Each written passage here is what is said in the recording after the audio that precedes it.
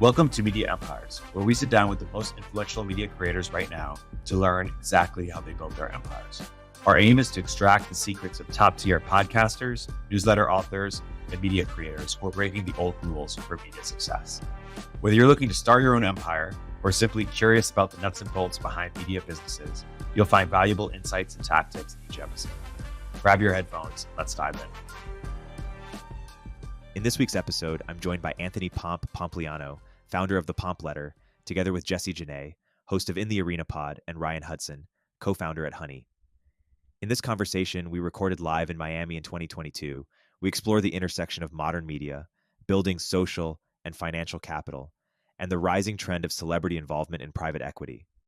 Okay, so you're on a podcast called Check Signal, and okay, where's that safe so far?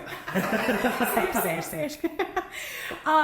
And we're going deep with people we respect. Welcome. Okay. And they're going deep. We want to. There's strippers over. We do come and widen the aperture of what people feel comfortable talking about. One of our motivations to client Check Signal, it sounds kind of vaguely audio, but also every time Erik wants to tell me something real, like a real opinion of his, and he's about to text it, he's like, never mind, Check Signal. Because he's worried about getting fucking canceled. Now I understand, and now I'm excited. By the way, all of my friends do that as well. Yeah, so that's... Or if you get the signal phone call, that's really serious. You're like, I don't know if that is any better, but okay. Right. I think it's screening on the phone call. When someone's like, no screenshots, right? So that's the nature of this. Erik and I have a very deep signal relationship, saying many opinions, but as someone who has run business and Erik being a venture, there are many things we feel like we believe especially the past few years, have been driven more underground, like true conversations happening less in public. So we are opening just kind of widen the aperture. I will follow that up with guests have 100% edit control. So we would encourage you to talk as you would, and then not be worried because we will not publish anything without your permission. And then my joke about that is the shorter the episode, the more shit I got. It was like a 7-minute episode. You guys fucking heard nothing. I always say that we like guests also that want to edit anything out. Yeah. And the people who want to edit like a ton of stuff out. Yeah. It's always like, dude, nobody cares. Like, literally, nobody cares that much. Yeah. There's been a couple times where somebody who I'm like, okay, like, I get you. Like, legit. But there are also, there's one I've talked about before, Mike Solana. He came on it the very first time. Yeah. It was in Truce before. And I was like, this is awesome. But like, hey, man, you should really listen to this again. Like, sleep on it and like, listen to it. And there was like, you don't understand. Yeah, and there was like one part where like, I was pretty sure you could be like, hey, let's cut that out. Whatever. And so he listened to it, he messaged me, and he goes, yeah, it got kind of hairy in that part, but I'm like, fuck it, the colors they come at me. And I was like, this is why we all love you. Like, really comfortable. Yeah. So we hope that's what you say after this one. Yeah. I guess I kind of have to, like, put up a good performance there. Okay, Erik, do you want to introduce our guest? Yes. Here for us? So a lot of people will know our guest, Pomp, but one way I'll introduce you, Pomp, is I'll say that you are perhaps the best person I know at the intersection of building an audience while also building business and commercial value around that audience, or just the intersection of like building social capital and financial capital. And that's a lot of things. Like, creators don't know how to build businesses. You're a venture capitalist, you're a business incubator. You just understand the business of the media, but also just tech more broadly. A lot of creators don't understand that, and a lot of business people don't know how to build an audience. Mm-hmm. I'm curious how you, there are people like Gary Vee, there are people who played at that intersection, but I feel like you've done it kind of to the max in the past few years.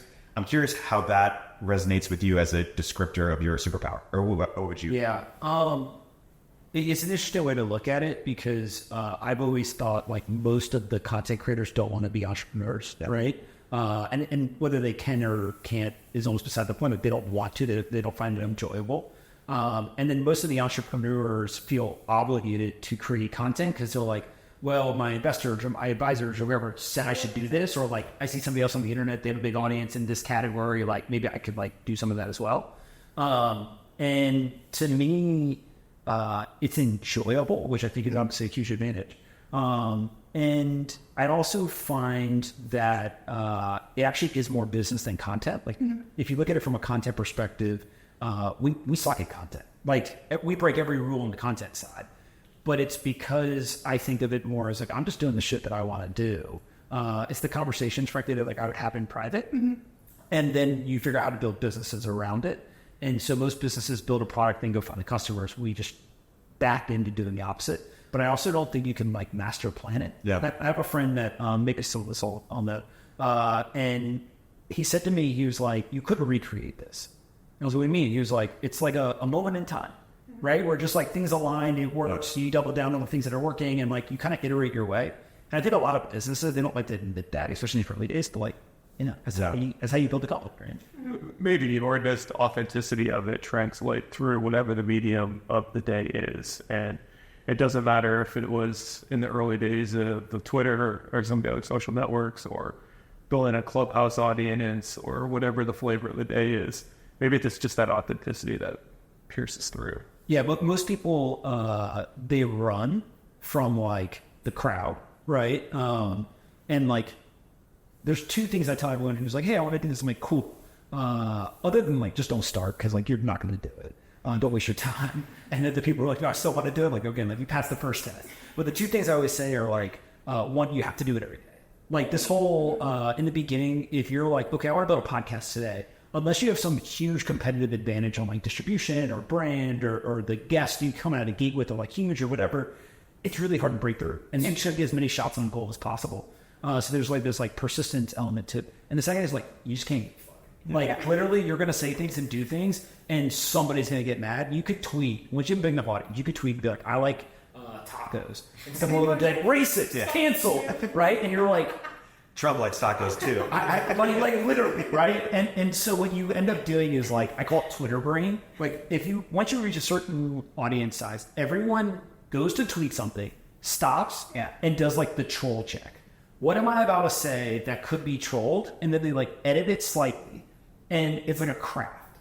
And the people who are really good at it, actually, like I have a lot of friends who they're like, what are the trolls going to say? And then they craft it to increase the trolls. Because that increases the engagement. Yes. Yeah. And so like, I try to avoid that part of it. Like I actually don't enjoy the trolls. But like, yeah, it's just like people get mad about anything on the internet. So if you care, you're not going to be very successful.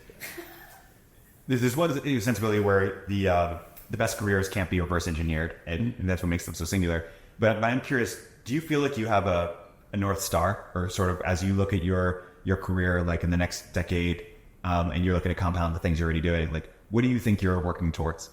So I do separate it, media and the businesses. The media stuff, it's super selfish. Like I don't think people understand the advantage you get when you have like the big media platform, because I get to talk to people I just wouldn't otherwise talk to, or at least it's easier to talk to them. They're willing to spend more time. And the best example I have is like, I could call up some of these individuals and be like, hey, I would love to like talk to you for 30 minutes, ask you all these questions. And maybe I'm one of the 10 people that week that they're like, okay, I'll pick you out of the other, 9 and I'll spend that time. But instead it's almost like a horse trade a little bit. Like, hey, if you talk to me, like your hour spent or 2 hours spent is going to actually go to, tons and tons of people. So there's value in it for you. So like, I think that just naturally compounds, gets larger. And then like the leverage you have, the ability to get bigger guests, things like that is very helpful. But on the business side, I kind of, in some weird way, stopped worrying about the like success versus not success. And now like, it's more of like a game a little bit. Like, I don't know. It becomes a thing where, I see markets and like I'm willing to bet all four of us up here. We'll do this quite often. Where like you see something like, oh cool, if I was to build a business there, like how big's the market, this, whatever. It takes like 30 minutes, a little Googling, and you're like, good business, not good business. Maybe it goes from like a mental, list that you have of like, oh, one day if I ever did this, like here's a cool idea. But now that we started to get more and more leverage, I think a lot about like, I wonder if I could find somebody who like is really passionate about that, and I could almost like coach them along, what to do, and then them just execute it. And like, what how big Do you think that could work? Like, does that energy and enthusiasm for that idea translate to somebody that's effectively a hired gun? if I'm the one who's the most enthusiastic at the table, it doesn't work. If they're the most enthusiastic, then I think it works. And so we see this. Like there were very professional examples where like over time, YC is like probably like the quintessential example. But also like you have like the Joe Lonsdales, the Peter Thiels, like they started businesses, right, where they had these ideas, they've had some advantage going into a market or whatever. But I also think that we get bogged down in tech. If you look outside of tech, like there's a lot of businesses, they've been doing this for a long, long time. And you can look at like Trilogy Software, technically is it starting many of the businesses, like they're usually 9 men. You can look at Andrew Wilkinson and like what they're doing. But then also like Warren Buffett has been doing this for a long time where like usually they're not starting, but they're buying something where it's smaller and helping grow it. And so one of the interesting ideas that I've been thinking about is like, is tech going to go through like a private equity phase where you have a down market? There's been tons of capital that's flown into the market, which means some portion now is desperate. It's either shut down or get bought. You need to loosen your standards for like what the acquisition terms look like, which means that people who have capital or who have interest in doing this, they send their monitors on out. All Honest funds are on the ship on the way down. Yes. The rocket ship approaching. And the crazy part is like the ship is sinking. You think you're going to be the one who like goes down with the ship, but like what happens when then you're like, oh shit, I'm gonna have to fire 500 people, right? It's like you don't even have the privilege of having the other people go down on the ship with you. Like it'd be fun if everyone lost their job together, but like That's not how it works. I've never fired 500 people. I don't know very many people who would be like, I'm going to go to work this week and I'm going to fire 500 people and be cool with it. Jesse, tough work. I do have some deep layoff experience, not 500 people. But I do think that's an interesting question. Like, I'd be curious. I recently left a role. I still my company, and then I recently, like literally last week, left the Acquire. Congratulations. Thank you. For the first time in my adult life, like I don't have employees, and when I realized I enjoy the most about that is starting to realize that I don't give a fuck. Because basically, like, I realized that I always felt like if I had some hot take or something, that it like wasn't about whether people hated me or people were so with me. It was like I was risking other people's jobs, or my investors, might get hinky, and I'm like risking other people's livelihoods. And maybe a story I told myself, but I'm curious about like what's the tipping point in your career trajectory where you start feeling like being your authentic self online is like better for the career prospects of everyone around you compared to worse? Or do you still actually feel that way? It's not black and white. Like, yeah, you can be yourself to an extent. Everyone depends on who yourself is. When everyone has a thought, then you can't say that. Right? Like whatever. Like it's like your most extreme thoughts, like still probably people feel very uncomfortable, even if it's like socially acceptable. And just look at like simple things. There's people I know who are like super into politics, which like for me is like hard to defend. It's not like some people think sports is weird, right? Like I hate that person because they're on the other side of the aisle, right? Like I just find that kind of weird. But people who have very extreme views, even they still, if they're young enough in their career, they're like, I don't feel comfortable sharing this. So I think some of it's just like age. Yeah. Where like you literally get to a point like, go talk to a 65, 70-year-old. Like they don't even care, right? And like we all joke and like, oh, like it's about the amount of your career you're still risking. Like there's like a curve. Core life. You de-risk to some degree, right? Like there's only so much that you could lose. The other thing too is like your social circle and like those that are around you, like all of the 70-year-olds on Facebook are sharing hot takes on politics. So like in some way that's normal. Versus like if you're the person who was doing that every day on like Twitter or something, everyone would be like, oh, like that's the politics, founder or whatever. So I think about that. The second thing is, what are you trying to accomplish? Are you worried about repelling people, or are you worried about attracting the people that you want to spend time with? And like, there's no right answer. It's just like some things will just repel everybody. Other things will like attract a certain type of folk. Yeah. And so what do you... it has to be part of a strategy. If it makes sense for your business and your brand, then you lean into that. Then if it's counter to that, I get it, maybe. Yes. And then also like, can you... I'm not claiming that I or anyone here is in this position. Because we're all fucking bitches to the algorithm at this point. We all can just get fucking destroyed at any point. But like... The crazy part to me is there are some people in society who have become uncanceled. Okay. I I would venture to say the quintessential example of that is Elon Musk. Okay. Yeah, that's what I thought you were going to say. Like, and there's many people like him. Yeah. But you reach a certain point where he's like a celebrity. Yeah. And if you're a B-list celebrity or below, yeah, like Kanye, like, I try to think, like, Kanye says, fuck my partners. I don't care. They bring on CNBC and the other CNBC hosts on Twitter while we're watching it are like, this is awesome. Right. If anybody up here did that, it would be like the plaster all over the media. Like, His quote was, toxic. I'm not going to argue with people who are broker than me about money. and we're all like, of course Kanye says that. Yeah, and we're all just like respect, because basically it is a thought that, like, I wouldn't say we've all thought it, but like we've all thought similar things. You ever walk into the Gap and Like, they're selling $20 t-shirts. He has $200 garbage bags. Right? Like, did you think the guy was going to be normal? But he's all worried about offending people, but like, so some people have managed, like Elon have managed to like turn it into like there's a chaos component where you can't predict what they're going to do next, and therefore they become uncancelable. Also, he's just extremely successful and respected in many other ways. But do you think that like lower, like people less early in their careers could become uncancelable? Like it's actually just like a chaos strategy. You just say crazy shit all the time, or do you think like you have to be in this like revered territory? I don't know the answer. My guess is that there's a barbell. It's like you either have like the streets behind you, right? So like look at Portnoy has transcended now into the other category, but like for the longest time, Barstool survived and thrived on all sorts of chaos. Yeah. Whether it was people attacking them from outside, things that they did, like all this stuff. And it was just like, you know, Andrew Schultz got the line like, I judge my presidents now whether they can move merch. Right? Like Barstool's business literally survived because they moved merch, right? Like literally they had engaged audience. Now I think that he can still hang his hat on that, but also he's had business success. And so if you look at like Elon, in some way he's doing the reverse, right? And like I'm sure Dave, if he hears this, will love the fact that like him and Elon now are that. But like Elon had the business success, and now somehow he's become like, you know, the tech bro lord, and like everyone loves him and like all this stuff. And like he goes on Joe Rogan, smokes weed, and like I don't think many people in the like tech world were like, oh yeah, I'm shocked. I think it was more of just like what he said on SNL. He was like, I'm trying to go to Mars. Did you think I was normal? Right? like totally. Super self-aware, right? Yeah. Hey, we'll continue our interview in a moment after a word from our sponsors. Hey everybody, if you don't already subscribe to the Media Empires newsletter, you should. But that's not what I'm here to tell you about. The platform we use to power this and other Turpentine newsletters is called Beehiiv, and it's excellent.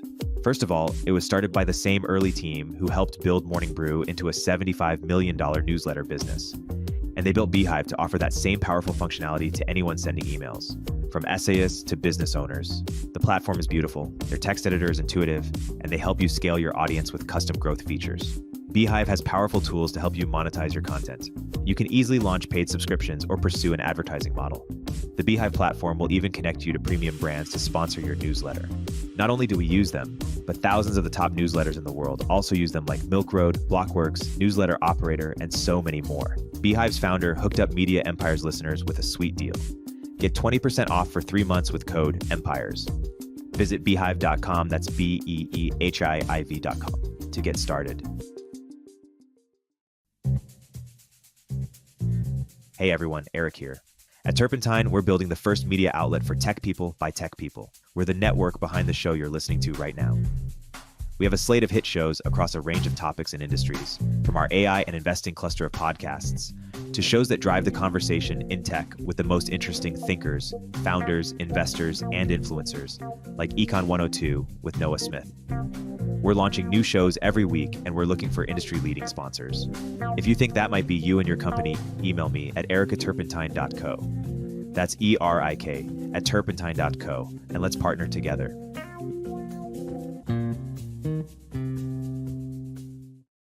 Apology as a Praise calls it the social supply chain, where you have to think about who are your users, who are your customers, who are your investors.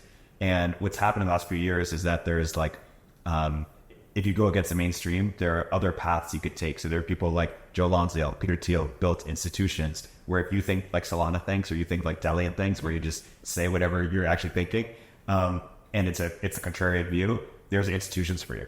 And so you just have to realize that you are kind of, these are the institutions that will potentially take you. There might not be a ton of them, but there will be some in a way that there weren't a few years ago.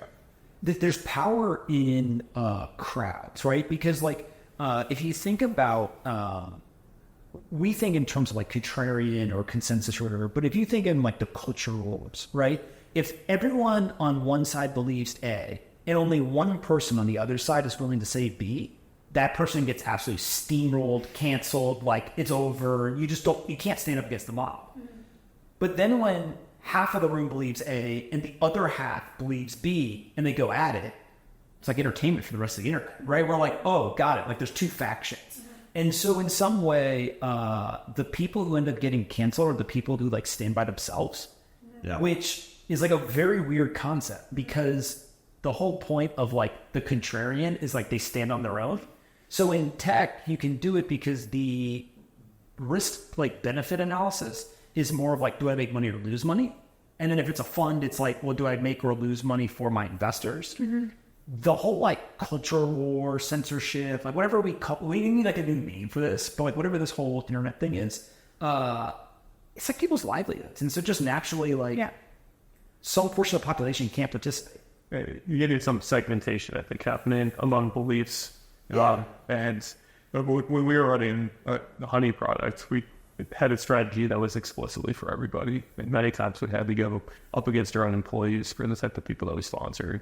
And I think the world now has moved in that direction where more different types of content creators can be successful and have enough safety in numbers. It's interesting to think about how far the blue and red economy will go. Like you see it in media for sure, obviously, the Fox, New York Times, etc. But you also start to see it in like just CBD product, like My Pillow, just like we're the Red Wing pillow, Casper, or whatever.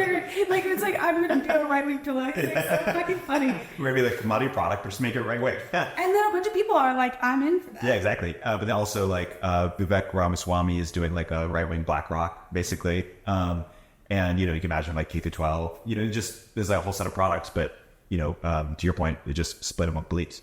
I don't know how new this is, and I always try. I'm on a crusade, like a private crusade now in public. Of like, I feel like an entire generation like we forgot history, and so I've been trying. Like I've been trying to read more of history, and like I'm like right every time I read a book, I'm like, oh my god, like wow, corporations, like this is amazing. Yeah, it's like just like whatever. And everyone who goes back and reads history kind of recognizes this stuff. But one of the things that's very interesting is a lot of companies 50, 60, 70 years ago, they did have values, but they may have been like the American values. And at that point, like most of America agreed on what the American values are. I actually think now, if you were to go poll in, let's say you pick 5 large cities and 5 like rural cities, I don't think there would be consensus on like what are American values. And so what you get are companies who are still appealing to values. It's just now there's no like one consensus view, so you have to appeal to the segmentation, which is like kind of crazy that in less than 100 years you go from like hundreds of billions of people all agree on like what a nation state stands for, and now they don't. Even the fast food chains are segmented a little bit once. Just based on the founders' beliefs. Like not being open on Sunday is like a signal until you're like, so they're like, I'm only going to eat chicken from this place, like, which is like, it's a chicken. Chick-fil-A would print cash on Sunday. Like, let's just say it, right? We're going to check signal, let's check signal. Like, have you ever done the math? Like, that place is not open on that other 7 days of the week, and they still want to. It is a day where people are at home with their families. Yes, it's one of the highest grossing, like, per location, fast food, like QSR places. Like they would print cash, they would run on Sunday, and so it's very not economical for. Or maybe it controlled scarcity. They got to figure it out. If you wanted more the other 6 days. It's a great case study on does the stand on values actually drop in more value the other 6 days of the week than if they were just open on Sundays and they didn't take the stand. Papa John's said. You can just go down the line and like. The crazy part is I don't think it's easy to do the analysis from the outside. Like you'd have to see the numbers to really understand it. But there's enough people who are doing it where like, I got to imagine they won that analysis and been like, hey, if we were open on Sundays, what would the difference be if they stay closed? Yeah. They think about it, just like McDonald's with all day breakfast. There's But it isn't. I mean, DeSantis is coming out so strong. So it'd be interesting to see if more CEOs kind of like follow his lead. We saw Jamie Dimon the other day stand up to I can't remember which woman was talking about ESG or something. He's like, no, this would be hell for America. He's already had not funding. You're trying to get him to commit to not funding any fossil fuel. Or you're just like, hey, sir, can you not do like a massive portion of your business? He was just like, it also like a thing that was just like turn off for millions of people one by one. Schindler responded with just like, do you promise you'll walk everywhere from now on? Yeah, it's just like a peak of absurdity, but I do like it's a really good evidence of how she's doing that for people listening who don't understand that issue at all, like earning points with this like contingent doesn't even understand that. You brought up like employee activism. I'm curious if you have any personal experience with like situations in your org or like really close to you where you had to push back and be like, actually, like no, like we're not gonna operate that way or something like more close to you. Yeah, not personal experience. The one thing I'll say is when we interview people for open roles now, there are questions that you can ask to get a sense of will this person fit in with the people who are here. Like, after pregnant. No. Is that what you I'll switch it out as illegal. What's your favorite? That's my joke. Yeah, like a good example, and what I think is interesting is a lot of folks think culture is like this static thing. But I think a lot about like two people can work in the same company and one can leave and be like, that's a horrible culture. And the other person can leave and be like, I love that. It's a selection filter. Yes. And so like you actually, when you're hiring in some way are hiring for like, will the existing employees and this person get along? And there's a whole bunch of different ways that you can match that. And like, it's kind of a crazy thing because there's companies that have values. And so you can imagine that like, I don't know, if you go and get a job at a company that, for example, is closed on Sundays, is like has this like religious stance and like all this stuff, and that doesn't fit with your values, like you're probably just gonna self-select out, right? And like you're more with the protest line outside, being like, screw you people, than you are to like want to be an employee. So I think this stuff happens. The other thing I'll say is I have two stories from two separate CEOs that run well-known tech companies with hundreds of employees. During the social unrest of the summer of 2020, they had employees coming to them and saying, hey, we want to donate here and here and here and here and all those places with the companies. Yeah. And so in both situations, unbeknownst to either one of them, they had extra budget for things they were going to do. They decided, we don't know what to do. But that's the other person. They just there was a playbook for that. We literally don't know what to do in the situation. So they went to the board, they got board approval, and they gave money to the employees. In one case, I think it was $10,000. Like directly to the employees or to the They gave it to the employees, and it basically was this thing of like, you can do whatever you want.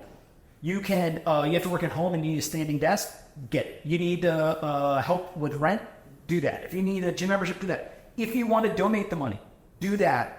And in both situations, the CEOs, I think one of them capped it at like, I'll personally match the first $250,000. I think the other CEO said, just like I'll match. Didn't give a kind of topping out.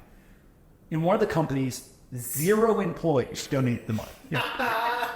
In the other organization, I think it was like 2 or 3 or 5. The lady was like less than 10, right? And so like, I'm always careful to like jump to the conclusion of like, oh, look, see, this is all bullshit, like whatever. Like, remember, it was the summer, a lot of stuff, like people needed help, their families could have been sick, right? Like there's reasons why somebody would not donate the money. Yeah. But I do think that it's a very fascinating exercise where the conversation internally changed. It went from like, we should take $1 million off the balance sheet and like do this, to like, okay, now it's like my choice. Mm-hmm. And it's like, I can take the money and use it for something, or I can donate it.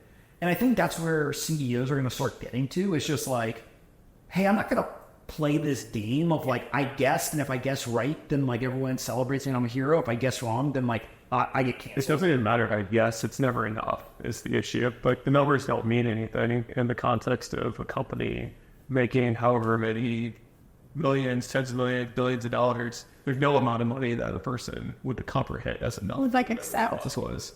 The other thing I found really baffling about that summer, I was still CEOing at the time, was like, we were getting this message of it's like, it would be like borderline criminal to ask your employees to come into the office. We had physical aspects of our business, like we ran a prototyping lab and stuff. And then the mood was like, it'd be borderline, you're like murdering people by asking them to come to the office. Like if any more than one person in the office without masks and like, half that suits, we're just like, everyone's gonna die. And then And then in addition to that, there was like protests in the streets and stuff. And I had employees being like, I had an employee, we were on a video call with like 10 people, and someone like no mask on their face, like at the time, was like literally said, there's a protest passing by my house, and just dropped, like left their computer screen open, and we just saw them run out into the street, like going like, this is not exactly, so like we were just, and it was like, and they're like running out into a crowd. I mean, I respect the hustle. No excuse, like I'm like on the call like the CEO and stuff, and they were just like protest passing by my house, I gotta go, and then left the screen on, just fucking peaced out, and you can like see them running into like a crowd like this, and then it just like sort of at that moment I thought like, this is incongruous. Like, I am being told that I cannot ask anyone to come to the office, even alone, like literally alone, to do anything because I'm murdering them. And then in the city of LA too was like actually mandating like you couldn't ask certain employees. It's like not just like culture. It was like the city thing. And then in addition, employees like actively leaving active work to go out into a crowd of people, and then people being like support employee rights. And there's just like, what is like this? Like it was like you had to bend your brain around that. I have no further comment. I think that they're now, but I do think that now they are, they being like, politicians, all these individuals. I do think that the analysis is also what we all expected, right? Like, what's his name? Fauci recently like made some comments about like, they knew that it was going to be like draconian response, like all these things, but like it was necessary, right? So like you could already see them not necessarily backpedaling, but like watering down a lot of it. But the other thing is, did you guys see the video in Brazil with the CrossFit group ran by the restaurant? Yeah. Yes, I did. Okay, all right. So at least one person you'll know. I'll figure out. There's a video that I don't know, just the last couple of days, people went viral. A CrossFit like workout class that like runs, and you know how like restaurants have like outdoor seating, then there's like a walkway path, and they have like one row or whatever. They run by, and then like another person in the restaurant, like, oh shit, something must be coming. They get up, and then another person, and the whole outside restaurant, everyone gets up and was like looking behind them and runs. They're like running away from the threat, and it was like sort of a workout class running by. And it's like just like a Bob mentality. Like it's not like a fair. It's a great description, and we are all just sheep at a herd, looking for somebody. These are well researched. Like I forget. I think the number is somewhere between 4 and 5, where like exact same premise, like but more basic study, like psychological study, where people like just out on the street, one person, like in New York City, like busy streets, like one person looks up at the sky, and then like no one else really pays attention. As soon as it's like 4 people, then everyone's like, what the fuck? There's a wisdom of the crowd. Like we do actually believe, and to that, coming back to these subjects where it's like kind of really weird culture things of like, oh, we should donate like oh, we're not even a profitable company, but if we don't donate $1 million, like we're fucking ruining the world, stuff like that. Where it's like, where did this come from? And it's like, well, it takes one person to say, and then everyone's like, oh, what's wrong with Becca? And 2 people say it, and then 3 people say it, everyone's like, 4 people said it. What the fuck? Like, why are we doing this? It's like really interesting how few people it actually takes to say like a pretty crazy idea for everyone to be like, this is awful. I also don't see many people trying to like rationalize the responses. Like, if you sat down, right, and let's just say you had 1,000 employees, right? So a relatively large company or whatever. Yeah. And somebody was like, hey, we should do X, and the CEO was like, well, let me explain like the math. Yeah. 999 people can agree and be like, that makes sense. If there's one person who like is determined enough to kind of raise hell, they just have to get somebody else to not be 100% convinced that the CEO is right. Yeah. Like, put a little bit of doubt. And like, by the way, this is exactly how propaganda works, and like all these things that like are very well understood. And so it is kind of crazy because it goes back to the start of the conversation of like, if you're an employee, actually part of your like survival mechanism at a large company is to like go with the crowd. Like standing out inside of a large corporation. Yeah. We all know friends who like stood out and didn't work out so friends. Right? But like when you see that, you're like, okay, like I try to separate out like the individual from the action a lot of times. And I think that it's just this weird thing where like we're not normal. Right? Like we're all sitting here talking about this stuff and we're like, duh, like this is so obvious. The average person doesn't think that way. Like they have nowhere in their life is it interrupted by like, I'm being fed bullshit by a narrative or a person or whatever. It's just like they go through their life, they do whatever, whatever they hear on the news or whatever, doesn't really even affect them because they're not required to think critically on a day-to-day basis. Yeah. Yeah, it's really wild. Do you want to try arguing with strangers? You had an idea for that? Arguing with strangers is what we call Twitter conversations. And so we like argued with a penguin? We like to draw attention to just dig through the annals of someone's fair past and think about... Really not for the red card. Yeah, sure. Erik... Yeah, so I want to ask you about... Jesus, you guys are really well prepared. I thought it's awesome. I want to ask you about a memorable Twitter feud that you've had. And while you're kind of stalling the background, I want to bring one up. I remember a few years ago, you kind of got into it around this concept of privilege and the concept of knowing about struggle. And you've been in the military. You served in Afghanistan. Iraq. Yeah. So you're not immune to struggle. You've been through hard times. And I remember you bringing that up and experience, and there were a set of people who just weren't having it. They were like, "But you're white." That's one example. I don't know if you remember that one, but I remember this one. If I tell you two follow-up data points, that would blow your mind. Yes. The first thing was there was as these things do, I tweeted something that again, dumb me. I think I was walking down the sidewalk in New York City and I tweeted something I thought. And it was that's how it starts. Work hard. It was literally something that in hindsight, troll brain on. How could you?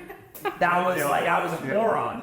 In naive me, I think that I was just starting to use Twitter a lot more or whatever. I was I think we should work hard. Whatever it was. It was not intended whatsoever to end up in the middle of the cultural wars. But I got dragged into it. And so I made the key mistake during that. Again, early in the Twitter, my Twitter defense skills, and somebody was I think you're racist and a misogynist. and by the way, I'm walking with my wife, who is my now wife, who is an immigrant, right? Who's what they say? She's her brain is the one, right? And I'm shook, but you're shook, and if you're shook, now I'm even more shook. The bomb mentality happening coming outside the phone. And I responded with something wow, you don't even know me. Which is again, now troll brain straight to. Yeah, I was earning my Twitter stripe at You want to go? Literally, I did everything you're not supposed to do, right? So okay, on me. You engaged. But yeah, of course, I couldn't help myself. I was here to have rational conversations while working with strangers. Wow. And there is a venture capitalist who I will not name, who piled and was play-by-play commentating this whole thing, and was ooh, he said you don't know me.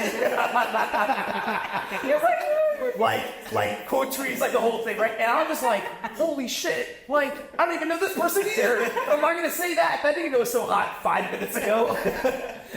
And so later on, that person who obviously forgot to pile on, whatever from years ago, DM'd me when I had a baby. It was congrats. And I put the phone down, walk away. I was what is going on? I was so shocked 5 years later. Congrats on your white baby. So, yeah. So long story short is, I actually don't remember why it started. I do remember just every second of that, which you went on for hours. My mind was holy shit, this Twitter thing is intoxicating and fucking horrible. What are they saying? And how do I explain? It was just this whole thing. It was a slow car crash.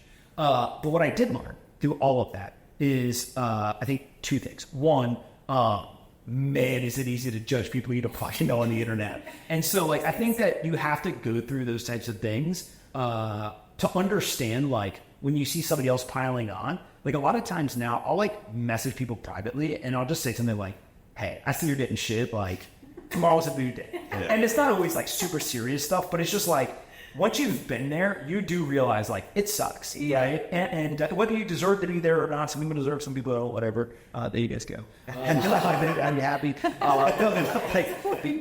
But like, I think that's one. It's like you do build like some empathy or whatever. Yeah. The second thing is you can't please everybody. Yeah. And so like that's why I call it the troll brain, because it's almost like it is making fun of a little bit of like people will get mad about anything on the internet. And you see this like the other day my brother posted like, what was your favorite video game as a kid? Holy shit, you would have thought that I was trying to sell World War III. People in the comments literally saw about it. He said, you're a moron. Say to somebody else. I was like, what? That was me. It's just like, it's so like, to just start like fights over these things is bizarre. And like, you can't tell if somebody's joking or not or whatever. Yeah. And you try to like, You can't read the but that's something innocent. And like, it's easy, right? Like, go closer to politics, go closer to like, the hot topic issues. And what you realize is that like, to some degree, we're all entertaining ourselves. Like we're all so fortunate to live these boring ass lives where we just like, guess what? I'm gonna eat dinner tonight. I'd have to go kill life. I'm winning at life compared to people 100 years ago, right? It's your time to even like contemplate arguing exchanges on life. But it's not new either though. It's been around since there were foreign Any form affecting like sports or anything. Right. Early days of the internet. I mean, people want to go off on stuff. Yeah, and like part of it also is, I think that it's human nature to want to like argue a lot, like debate, argue, whatever. It used to be on like things that didn't matter with people that you knew. So like you would like debate sports, right? Some of my favorite moments growing up are like me and my brothers or me and my friend like debating, could a NBA player play in the NFL or could an NFL player play in the NBA easier? And like we would, what's that on Twitter? Basically, I literally like sports video game. Yeah, I literally wasted probably like 3 days of my life in total arguing that throughout my childhood. And There's nothing you were still wrong. yeah, of course. I was racist. And so like, when you see that, I think you just start to understand like, it doesn't matter, right? And that goes back to this whole idea of like, if you're going to be on the internet in today's day and age, you just can't care. Yeah. And that doesn't mean don't listen to feedback. That doesn't mean that you can't be wrong about things, take the wrong perspective, or not know something, or what. Like, okay, we put all the caveats and whatever. But in general, it just means that some people are really unhappy. Yeah. And so, like, my new thing is there's a kid who I didn't know who he was, DM'd me like absurd shit. Right, like to the point where I was like laughing. I was like, this is like so aggressive that like this is like ridiculous. And I just messaged him back and said, did that make you feel better? Hope you have a great day. Right? And he like hearted it and like all like whatever. And I didn't know if the heart frankly was like oh I like got a response, so like I'm coming back tomorrow for more, or if it was like I get the point. So I haven't looked at the DM again. But like I do think that just drives a lot of it, right? And people are just at home, they've got something going on, they have a bad day, whatever. What is it? Looking for meaning? Yeah, just there's something going on in their life, and so what do? It's like an easy outlet where there's no repercussion for the most part, so they just lash out.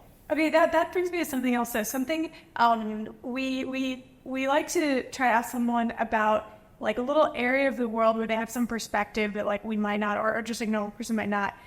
For you, like you can tell me if this works, but basically, I'm curious how scary somebody's ever gotten online for you, and then a corollary to that, like meaning like how threatening or like actually scary has been, and then the corollary to that is I know many people who other people think or know hold digital assets and things like are sometimes have security scares. Like people like they worry about whether people know where they are physically, and they do like weird security protocols just in case they get like kidnapped or things like this. Like, tell us like how real are these scares, and whether it's for yourself or just like things you know other people do. Where I'm just curious about that like little micro economy and like how freaky and scary it really is.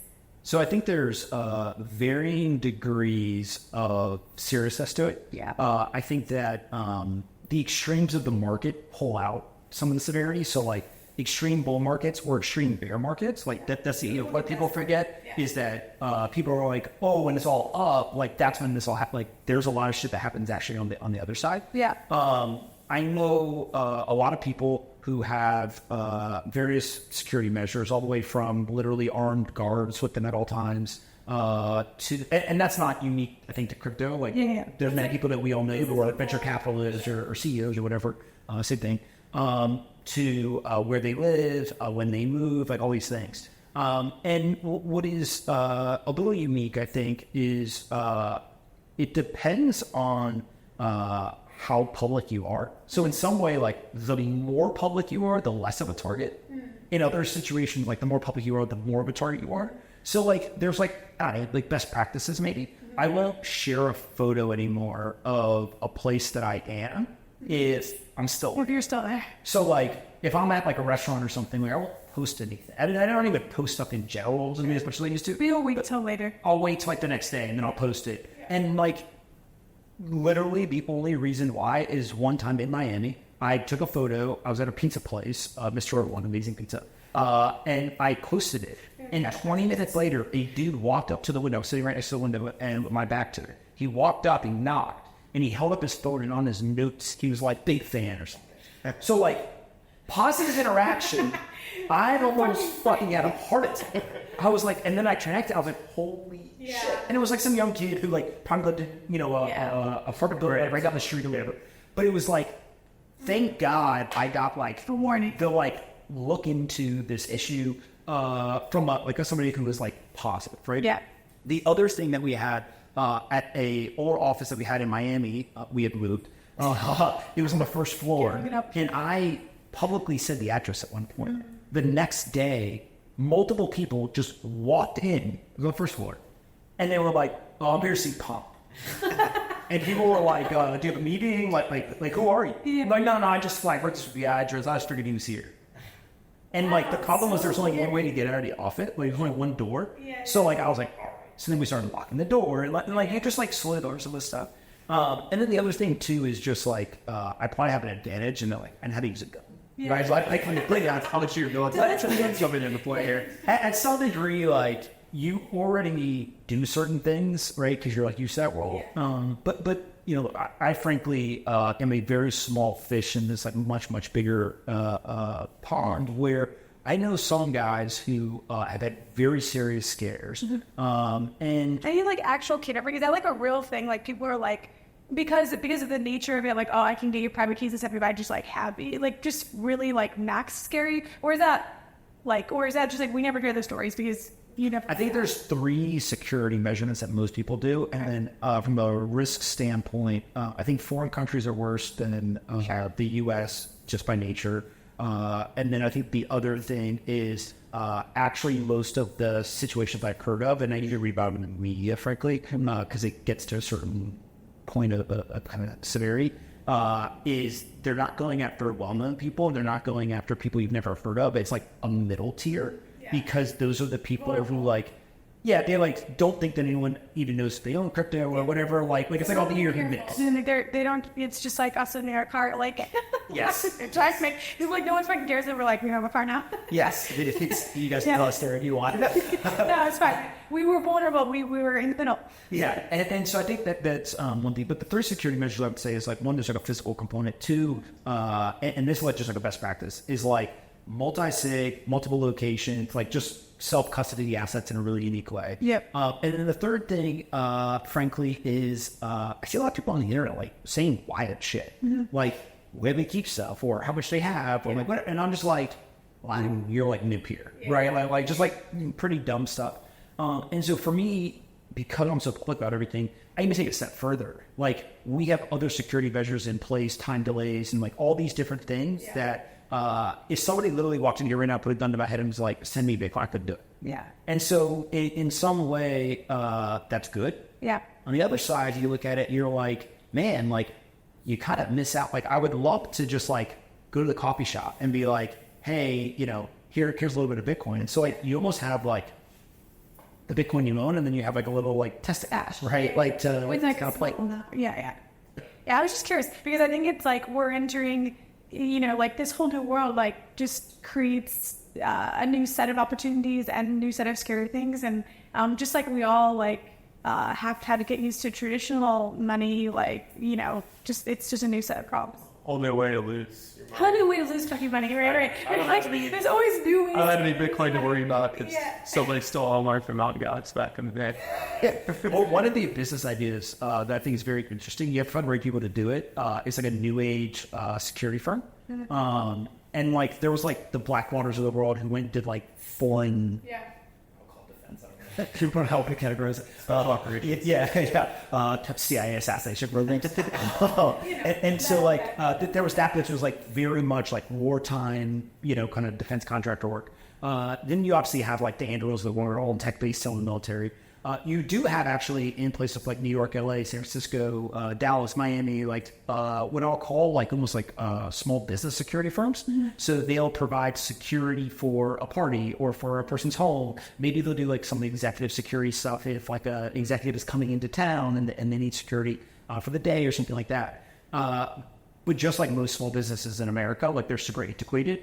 And so an easy example is like, how many executives would love to drive around in Teslas versus like huge SLAs?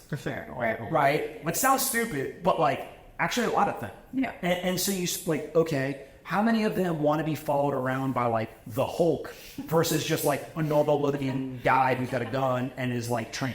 Yeah. Right? And so like the interaction method with these types of services is changing because some of the social norms are changing, some of the preferences of people. And I think that we're entering a world where like it used to be cool to show up in like the limousine, and like I think of like the old school like Trump like conspicuous consumption. We used to be like, I mean, the 80s is like maybe height of that like just like and the culture at large, like American culture at large. I do think Miami keeps it alive, right? Like Miami for sure. And there's a place in the U.S. where like it's still like thriving. But like so yes, in Miami for sure. But like I think a lot about what percentage of billionaires wear suits and ties versus in the 80s, like 100%. It was like now it's creator. Today, it's actually probably less than 50%. Correct. Because which is kind of a crazy like way to look at it, right? Yeah, it's not interesting. It doesn't now, and also now they're like kids with no money wearing like $200 sneakers, like, and then people with money like not doing that. It makes me feel like that. The mores have changed, but like not caught up at like different socioeconomic levels, which is interesting. Which actually brings me to another thing we want to do, which we call rich friend, poor friend. We just so everyone knows, this has been awesome. We don't have to out you as whether you are a rich friend or are a poor friend. You actually get to be both. And what you're gonna do is you're gonna tell us a time in your life where you felt the poorest, like, and just paint a scene for us, like why, and then a time in your life so far where you felt the richest and paint a scene for us why, like what was going on. Oh, okay. Yeah. I've told the story before, but it's probably the best one I have. I was at Iraq. I came back. I was 21 years old. My two youngest brothers were still in high school, and so there was a couple of months where when I came back, I was going back to school. School had started yet, so I was in North Carolina. And my brothers and I went to Moe's Southwest Grill, which is like basically Chipotle, but like up the south. Right? Better queso. And so we went to the cash register, and all three of us ordered. And we get to the cash register, and I pull my wallet out, and I pay for the food. And I go to turn, and my two brothers are looking at me like, oh my God, like they're what? And I was like, what? And they were like, dude, you didn't have to check your balance before you used the card. You made it. And like, by the way, like we grew up in an amazing life. Like my parents were awesome, all this stuff. But like, they didn't give us allowance, like all this stuff. And it was very much like, hey, I want to $20 to the movies. My dad would look around and be like, go like break the heat. Like you want to like instill this idea of like do something and like there's that kind of reward. And so I remember thinking to myself like, holy shit, like started at the bottom, now you're here, kid, like this happens quickly. And like, I think I made 60 grand. We thought there were 70 grand or whatever, right? And so it was like, okay, like there's like levels, right? And so like, that was the first time where I think I started to understand like people have different relationships with money and they can change very quickly, depending on actions that you took. And then in terms of like a time where you're just like, whoa, this is crazy. There's been some dinners that I've gone to and people like the conversation they're having. I was at one dinner actually with folks that we all know. and somebody made a comment about an amount of money in their retirement account, but said it in a way that like, duh, don't we all have that? Yeah. And I remember like shooting myself like, holy shit, I think so. Like I think I had to go check. I'm like, right. Maybe somebody put it there. I don't know about it, but like, I'll go check. And so like, to me, it's always like, those are the moments where, like, it reinforces the same idea of like, there's like how levels to this, and like, it does get normalized. And so, you know, if you're ever like at a dinner, and it's always less weird when it's, I mean, like that person is a, you know, billionaire. You know, but when it's just someone sitting next to you or something. Yeah, like it is. Everyone feels weird, and then you feel like, I do think there's just like so much ratcheting up, and yeah, here we're like in a crazy ass magnet right now. Like it's a really like things feel normal really fast. It's actually kind of creepy how the human mind was like so adaptive, actually was scarily adaptive. As relates to money, you can get used to having very, very little money or used to having a lot. You used to live in an Airstream? I still live in an Airstream. And then you moved to a mansion, and you're still unhappy. I'm kidding. who's check signal on that? Brian, what did you say recently to me? Jesse's going from Airstream to Jetstream. but it is true, right? And I actually think one of the interesting aspects of like life is if you think of all the different points in your life, you can almost like create like milestones, right? Or accomplishments or whatever. The friends that are able to like navigate it with you, you have like a very unique relationship with that. Yeah. And I also think about, do you all have friends that are either too rich or have not yet been successful at the same level that you feel uncomfortable talking to them about your day-to-day life because they can't relate? 100% right. it works in both directions, right? Like if you're ever with like people who are like the wealthiest people you know, you can't tell them what like you did over the weekend. They're like, I went on my yacht and I did this, and oh, my friend called me, and so I flew to France. And you're like, you did what? So like it works in both directions, but like there is this element of your peers, the people like around the same age who kind of go up in an industry. There's something special about it because like you go through the same things over time. Yeah, you actually go through these stages. And I'd like to I think quite a bit about how do you end up being around like more affluence, but truly like not forget another system, or just remembering that like if you took a long ride in someone's car, like maybe you should offer them gas money. It's like that would be there'd be like there's all the people. That's a good one. That's a great I think about that because in high school, I'm like in this like just Detroit suburbs. Like in high school, if you took like even like a 10-minute ride in someone's car and you didn't like try to give him like $3, you're like an asshole. And now like I know that most people would be offended if you did it. If you tried to give someone money and take them around the car, they'd be like, "Who the fuck are you?" Which would be weird. You both have to think about it in the sense of you both have kids, and you have to think about how do you want kids' relationship with money to be. I think you just have to expose them to different situations, both up and down. Like, what's the most aspirational situations you can put them in, and then what is the situation where they can recognize how fortunate they are because they're not, and learn how born into a certain situation. Totally, and then learn how to work hard, navigate, right? Just work hard. Everyone's like, "Fuck you, fuck you." I should go back and look at what it was because I'm pretty sure it's been like a little that. Cool. The other course, that I find fascinating is the relationship to money. There's all these sayings that like have become popular on like Instagram and TikTok and all these like young people say all this stuff. But it is wild when you start to recognize some of them. And the one similar to like the gas in the car thing is people are like, oh, the more successful you are, like the less people expect you to pay for things. When you're starting your career, like you're constantly thinking all the time, especially founders, like they're not paying themselves a lot. They haven't made a lot of money. Like people are like, oh, you're successful. Like I have one friend, they've got a very successful business. And I'm like, dude, we had nope. Yeah. And they're like, we went to the board and we asked for a 20% pay raise and we were scared. Right? And it's like, yeah, well, we run this like hundreds of millions of dollars of business, but like we pay ourselves $80K a year. And like $80K is more than the average American makes, but like compared to the value they've created so far, like not that much. And so you think about this stuff and you're like, man, this shit is hard. Mm-hmm. But then you see things like, okay, the wealthier you become, the more accomplished you become, the less that you pay for things. And you start to understand human psychology in a different way. Because it's not that they're looking out for that individual. The reason why the bar or the restaurant or the private jet company or whatever is offering a multi-billion or something for free, it's because there's an expectation of a trade. Yes, and so you begin to understand that it's more about incentives. It is business. It's business, and there actually is incentive. It's not just like free stuff. It's actually like they expect their friends. Yeah, and it's a debt to some degree, right? Yeah. Why does the enterprise salesperson take someone out for drinks over and over and over again? Right. It's not because they're like, oh, I like hanging out with you. Right. They're going to spend $1,200 over like 5 different, or 4 different nights or something. It's because they think they're going to sell them like a 50, K contract, or 100K contract. They should make sure they get credit for it though, because I know somebody who got a randomly arrived in the mail Tom Brady jersey autograph. Here's a boot from.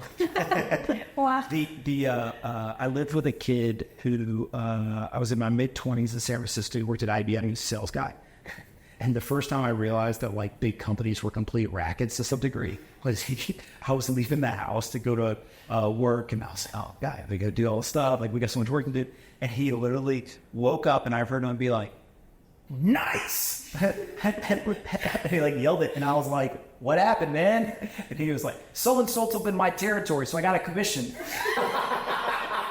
And I remember being like, wait, dude, you did nothing? And just because you like have like the dominance of a certain area in the United States and the company's based there, you got paid? He was like, yup. Going back to bed. And I remember being like, damn, that life sounds kind of nice, though.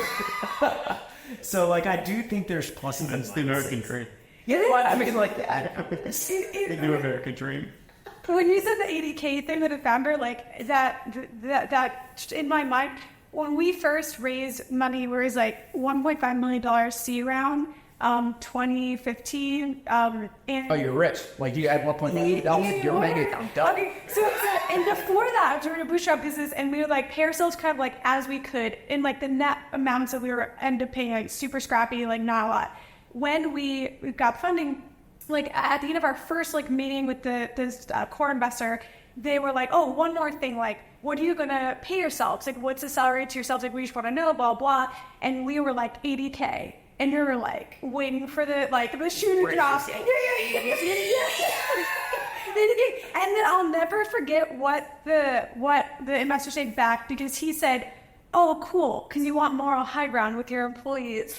Like his point was like, "Oh, cool, you're taking your shit salary because you're like." And when he said it, like when I walked out of the room, I finally got it. Like I understood that this number that was high to me was like this paltry, hilarious sum to him.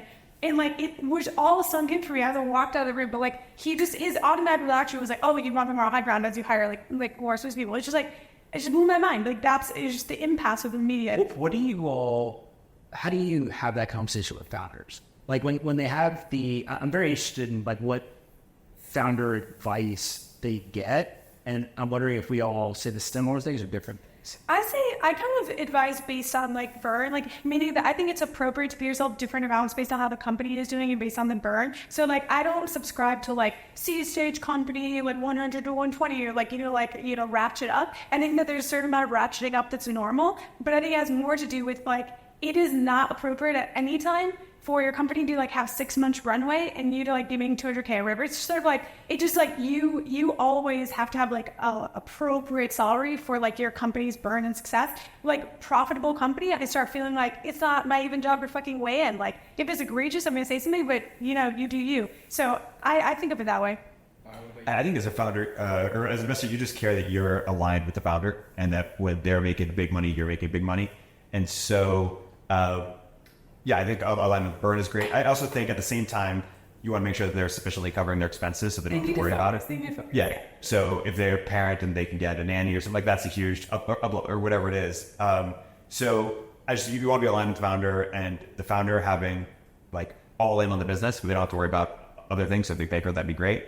Is great for the investor, but then also they're not making so much such that they just start to care less on the business. Yeah. And when we were saying we couldn't raise money, also we didn't have investor money to pay ourselves, and I personally ran out of money and had to work at another tech company for a year to pay bills. So I made 100 and change at another company. Expected qualifiers. So, and it's 105 with maybe a 10% bonus. But then when we finally started making things work, that was the number that already made sense. So Yeah. you adjust your lifestyle to whatever you're making anyway. And as a founder, you're typically focused all your energy on the company. So I feel like investors, advisors, mentors, whatever, they know the situations where they have to like be really careful and like, hey, let's talk about this, versus most people are pretty lax because the right founders aren't going to ever be like, I think I should get paid $500,000. Right. If you invest in And that's $600K in the bank, how Yeah. you make those numbers work? yeah, yeah. Gearing towards wrapping here, and maybe one just kind of full circle question. When you were talking about your North Star career-wise, what I heard is kind of do what you're doing, but just continue to do it better, continue to do it at a high level. That's a combination of the media that you do, the investing in startups, but then also incubating companies where you have an advantage or an insight. And so I'm curious, there are two answers, whichever one is most interesting. One is, do you have a request for startups or, the builders out there that a business that you're looking to incubate, you have a research business, a recruiting business in the crypto space. And another version of this is, Kim Kardashian, because we launched this private equity thing a few weeks ago. You were talking about, new private equity in tech. We were also talking about how companies have values and, people have values. Do you see sort of the future as just individual, like all CPG stuff or consumer stuff just being individuals? And do you plan to play a role in that? So on the Kim Kardashian thing, for a beauty product, what private equity firm is better suited to help you than like her just be like, hey, take this check, and by the way, I'll post it on Instagram. Yeah. Right? Like, again, I don't know all the details of the beauty industry, but like there probably can't be that many things are better. Yeah. Right? And I'm sure there's other product lines that would work whatever. So like I think it's very smart. But I also think it's like the natural end state. The difference now is that I call it like athlete owner mentality. So Michael Jordan, pioneered some of this. LeBron James, we saw Shaquille O'Neal, a lot of basketball players actually. I'm more thinking about it. And you just gotta see all these people do it. And now celebrities, musicians, you're seeing more and more and more of these individuals say like, wait a second, I don't want to just do an advertising deal. I don't want to just do kind of a normal deal. I want to be an owner. I want to be a partner. I want equity, like all this stuff. And we forget that, like, if I remember correctly, Beyonce like played the Uber Christmas party. It got like $6 million in Uber equity or something. Wow. Right? And you think, you're like, okay, like, that makes a lot of Makes sense. sense. Nas invested in Coinbase, and he invested in $750K or $1 million, maybe like $75 million, or whatever the numbers were. Yeah. So it's like, okay, like, now there's enough examples of this. Yeah. And so what used to happen is like somebody like Kim Kardashian, who was like not in the business or investing world, would make a bunch of money, and they'd either literally sit in cash or they'd give it to like a wealth advisor, Yeah. right? And now she's like, I think that I may be able to compound the money better by actually directing it myself. And so like you're talking about in her specific case, like she went and passed the bar and didn't go to law school. Like, again, you could think whatever you want about somebody like that, but like she's not an idiot. Yeah. Right? If you go and you listen to Kim Kardashian interviewed by David Letterman on Netflix, I didn't know really anything about that. Yeah. I want to say, if I would invest in her a bit, like that was a smart person who like understands the world. And so I think like that is going to be the end state, but the people who are the most interesting to me are actually one of the venture capital funds or pools of capital going to show up and they're like, hey, we don't have Instagram. We don't have all this stuff. We have like the AI models. I think that that's going to be like the next frontier. I haven't looked at how it plays out or what those like models would do, but it's essentially like Andreessen showing up being like, hey, we have all these services. Like, who's going to show up with like the automated services? And like, if you had, I don't know, GPT-3 that could write like company blog posts, like, hey, we're going to give you like a blog post every day. Yeah. Like that just saves you an entire like content hire. That's like, okay, we're going to automate this. We're going to automate this. So like somebody smarter than me will figure all that out. But like, I think that's coming. In terms of the like business stuff, not really. I mean, like I have so many that I don't want to just call out one of them. I would just say like if somebody is like, hey, I want to start a business, and I think it'd be really helpful to have capital and like distribution on day one, I shouldn't talk. Like to me, you could literally build a security firm, you could build a piece of technology and everything in between. And so, can I say to you guys want to get canceled together? Yes. Well, no, that was my next question. I have found, this is my personal experience, within judgment, That's experience. the women founders that I have backed have been exponentially better at operating businesses. That's not your cancel. So brave. Well, of course, like, and in some way, it's like reverse sexist, right? Like that's the accusation against that is like, oh, you hate it, but whatever. But like, it is fascinating to me that there has not been even more over the last 2.5 years or so of businesses started out. There's somebody who we do a bunch of work with. Every time I talk to her, she has these amazing ideas. And I'm always like, you start this. It's like I literally, whatever it will take. And the reasons why she doesn't want to do it, like, but fun, right? I'm just like, and I can't understand why you won't do this. And I think it's really this tolerance thing. But like, I'm very fascinated with this idea of like, how do you find people who have unique insights because they like have a completely different view on the world? And if there's those people out there, I would love to. Okay, I love this. I'm going to pressure you one more time.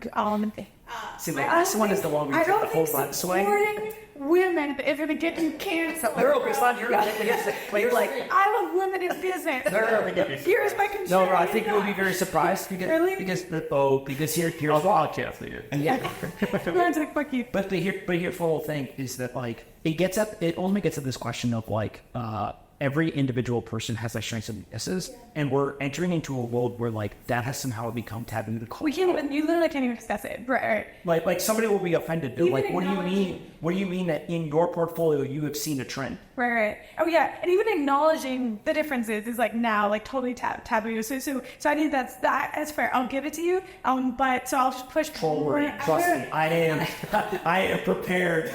So Eric and I almost considered calling this podcast "Are We Canceled Yet?" just as like a flavor of the podcast.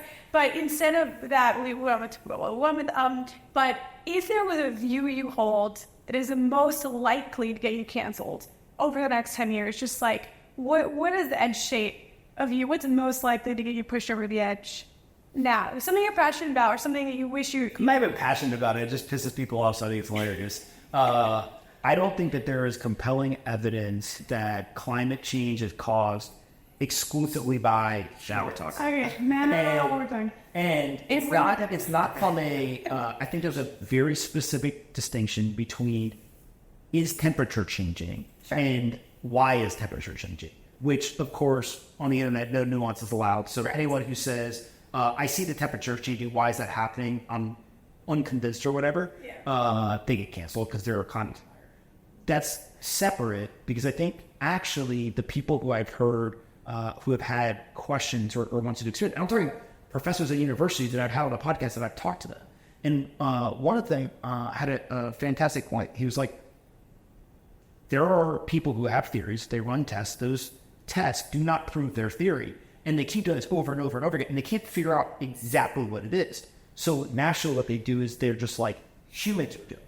And he's like, by the way, that may be true. Sure, but we don't have proof of that. But it's just like, and also proof there's like this fucking crazy thing of like, what would it take to convince people? And so like, it's a topic that like, obviously is becoming more and more popular.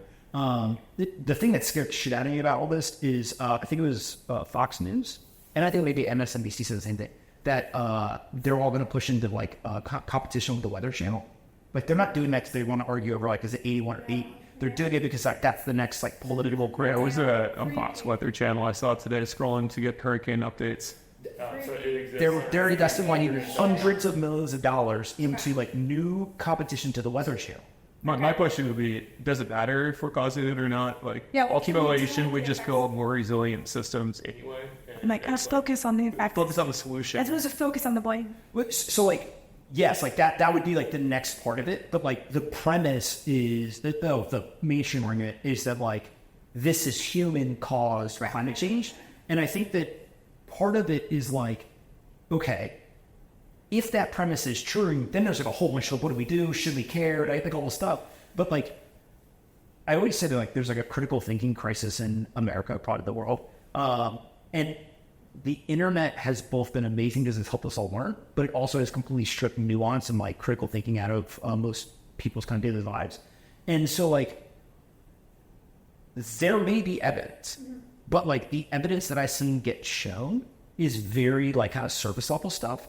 And then my selfish like approach to these problems is like, I don't know. I'm not a scientist. So like, what do? I go find scientists or academic professors, like people who like, if I had to pick up 100, these are the people who should be the most up to date and understand and whatever. And I just talked to a bunch of them. And like, I was shocked at the response I got back. So it also begs the question of like, should we be required to, on every single topic, like in the last 2.5 years, you had to be virologists, Fed policy pundits. Now in Miami, we all have to be meteorologists, like all these different things. It's impossible. Well, and all the content platforms have to be censors of all of those subjects. So the reason why I agree with you that it is most likely to get canceled, and that we all heard it here first, is that it is that the nuance is completely about like even raising a single question of like, how do we know? Like just asking like an innocent question, like I'm just actually curious, like is a signal to people that you are on the wrong side of a binary issue, and that is so bizarre. It's like if it truly is a very important issue of our time, the concept that we cannot actually have any discussion should freak us out. So I think there's also this idea of like the point in time. Like again, we'll get very quickly into details that like I don't understand well enough to defend. But like there are things that we previously thought it was, and now we don't believe that. It's because somebody questioned that narrative and had the courage, kind of crazy, to like run an experiment, right? Like they risked being canceled to run the experiment. And so I think I always just approach things as to like, if something is true and you know it to be true, you should encourage all of the critiques because the true thing will stink, right? Like 2 + 2 = 4. I don't care literally what anyone said. That's your math. I don't believe Right? But like the idea of like the critiques actually prove that it's true in some way. It's just a very weird world. And it's something that's constantly moving. So it takes folks like us who are at least just willing to be like, hey, I'll think for myself. I may arrive at the same conclusion or not, but like, I want to learn about this. And it's this like curiosity that I think actually is really powerful in today's world. Because like some of our friends, you know, especially like the more you get outside of maybe what we do on a day-to-day basis, different personal life. So maybe with that as a wrap, you're our first guest on this podcast. Oh, great. I get it. Honestly, I was so glad. I'll be the first one that the show will get canceled. Like I did in 5 years to show the show. So what was your favorite part of this interview? Or what was your favorite part? What's your favorite part of the show? You're pro with this. Is this recorded? Yeah. Okay.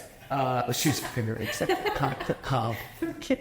the fifth person. It was feeding us all the answers. We're just repeating what they're telling us. Yeah. I enjoy the open-ended yet probing questions. Like, I do believe that we as a society in general would be much better off if people felt comfortable having conversations, but that would require their ability to believe that the audience was not vindictive. how to get them. We've been great guests. Thanks for coming up. I appreciate that. Thank you so much. You're just forced.